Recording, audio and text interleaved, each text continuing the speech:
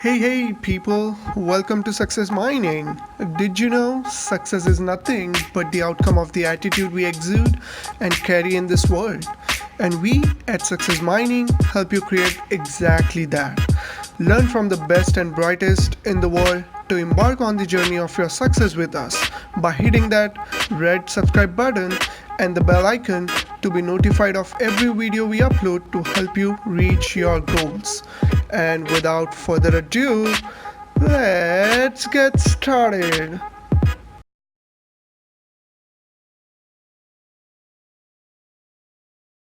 Don't waste your time trying to live someone else's life.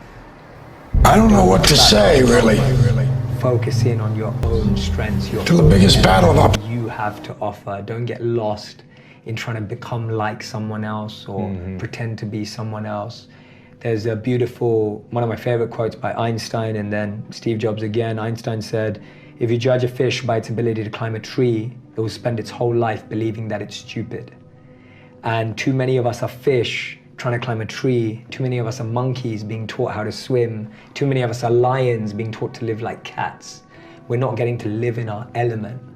So my second piece of advice is live in that element that you've naturally been given. Don't try adopt another. You know, we've all got a special genius inside of us. It was Steve Wozniak and Steve Jobs, this conversation. Steve Wozniak, for those who don't know, is the tech guy behind Apple.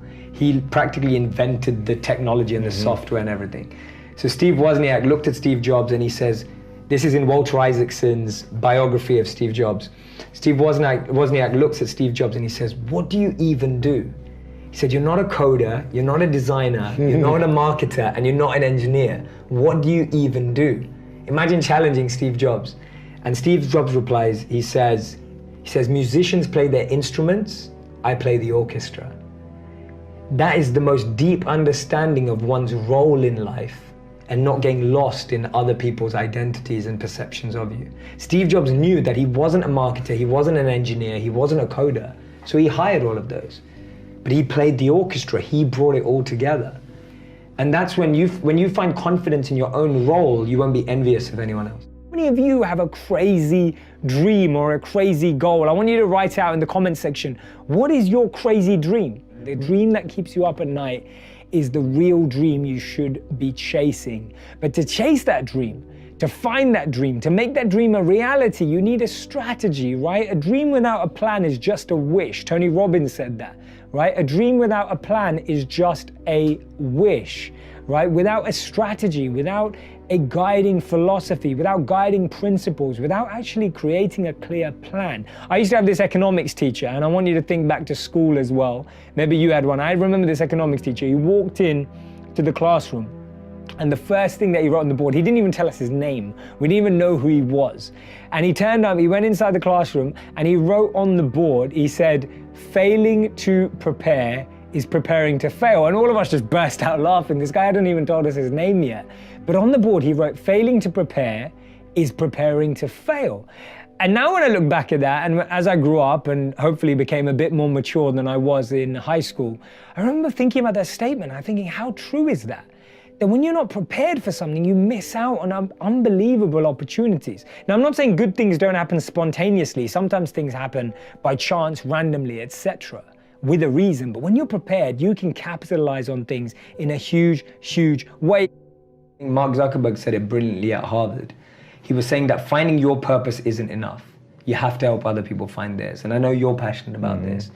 Whatever that definition is, but it has to lead everyone. So whether I meet a celebrity, an entrepreneur, or whether I meet someone who's starting out, I'm always asking them the question, how can you use what you have to make a difference in the life of other people? Yeah. Because if you start there, everything else will work out. But if you're starting from the point of what am I gonna get, then you're always gonna feel disconnected. And I see that. I see people who live like that and feel pain in their lives every day. I see that. It's not like some conceptual philosophy. We see it. I see people who are only in it for themselves and they feel disconnected, dissatisfied every single day.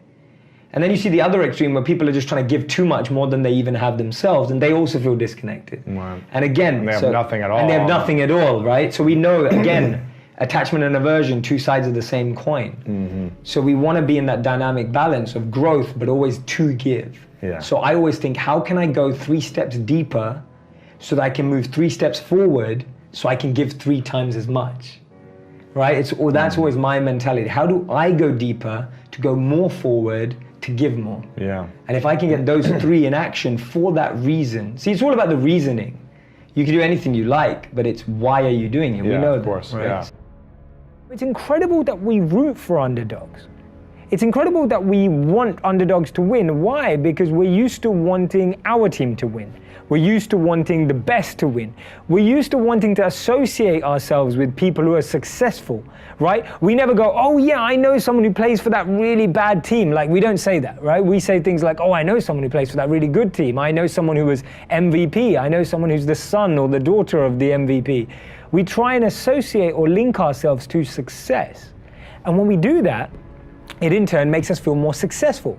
It's one of the reasons why when your team wins, you say, we won, right? You say, we won. But when someone asks you, oh, how did your team do? And if they lost that day, you say, they lost. You rarely say, we lost. It's incredible how psychologically we distance ourselves from failure and we closen or liken ourselves to success. But the exception to that rule is the underdog. We all get excited by underdogs. We all get motivated by underdogs. We feel completely enamored by the story of the underdog. Prashant, underdogs are just simple-minded. They don't have expectations and don't have anything to prove to anybody. And Prashant, you've just hit the nail on the head. That's the principle I'm trying to get across. Actually, we should play like champions and train like underdogs. Why? Because the underdog works in a way not worrying about what anybody else thinks or believes. That gives you an edge. It gives you a phenomenal advantage when you're not actually worried about what will people say, when you're not concerned by, am I going to fail? Am I going to look worse? Is what I'm doing not going to succeed? As an underdog, you don't let those things cloud your mind. You can focus in on the task at hand. See, when we become successful, even as underdogs, if we've risen to success, the biggest enemy of that success, the biggest Achilles heel, the biggest thing that can trip us up is not reconnecting to that feeling of an underdog. So no matter how much success you've achieved, no matter where you are, always remind yourself the mindset of an underdog is the mindset that nurtures talent, that nurtures success, that harnesses your true potential.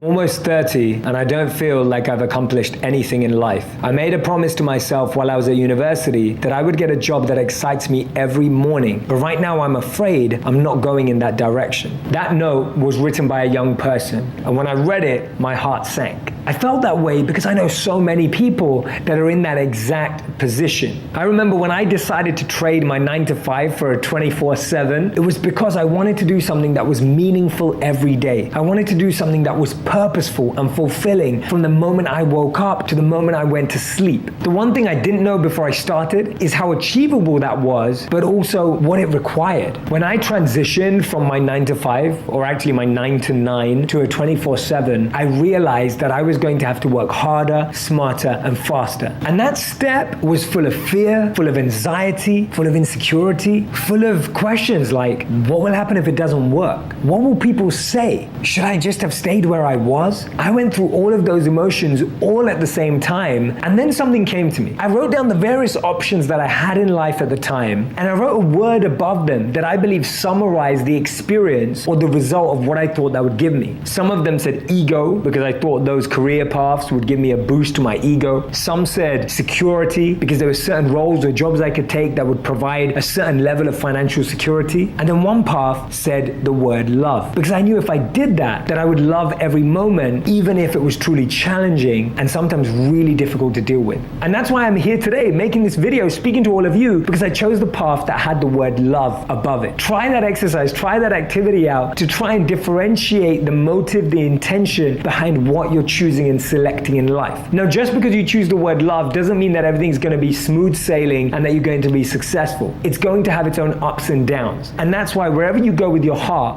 take your head with you. It's always that same question. What's the ROI on social media, right? What's the ROI? Now, the funny thing is, your business, work and service, my business, work and service literally lives off of social media. So there's obviously an ROI. But the problem is we live in a world where we want everything to be measurable. And there's a beautiful Einstein quote that says, not everything that counts can be counted, and not everything that you can count counts, right? And we live in this world where everything needs to be measured. Like, oh, that video has 1 million views, how many sales did you get through that? But it's like, life doesn't work like that. There's a load of adverts and billboards on the street that the biggest brands pay for that don't convert into direct sales. Do you think that Coca-Cola looks at the billboard out there and goes, how many people saw that advert today and how many people bought a Coca-Cola because of that advert? They don't have that number. It doesn't exist. And they're one of the biggest brands in the world, but they still do it.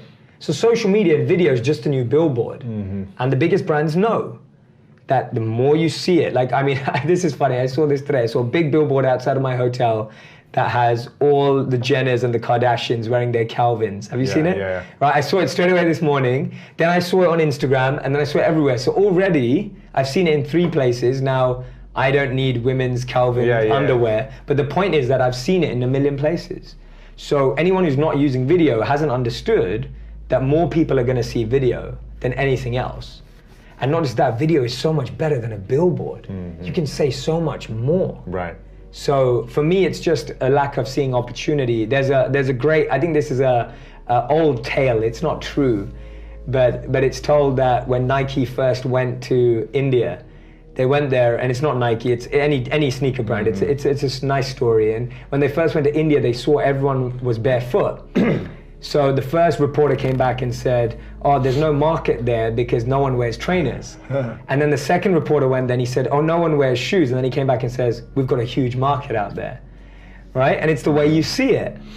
That someone saw no one wearing shoes as no market, but another person saw everyone not wearing shoes as a market. Right. And that's what video is.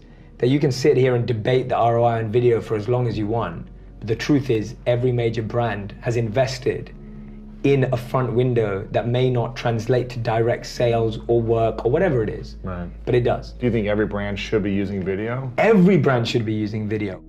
There's an incredible study in 2017 that said the most successful people in the world, healthy, wealthy, and wise, choose education over entertainment. The impact I want to have on the world is I want to transform and revolutionize the entertainment industry so that it becomes educational without anyone knowing. So it's still completely entertaining. It's still like watching Netflix, but you're learning about human behavior, the mind, neuroscience, and everything without even knowing you are. To me, that's the greatest win that we can have for our society. How many people are gonna quit watching Netflix and reading a book every night? I don't know.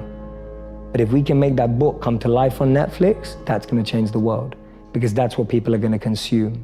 So for so long, media has been used to numb people, to switch people off. If we can use it to excite, elevate, enlighten people, not by like the cheesy way of like, oh, let's follow someone through their journey of enlightenment. It's not like that kind of stuff. I mean like really entertaining programming.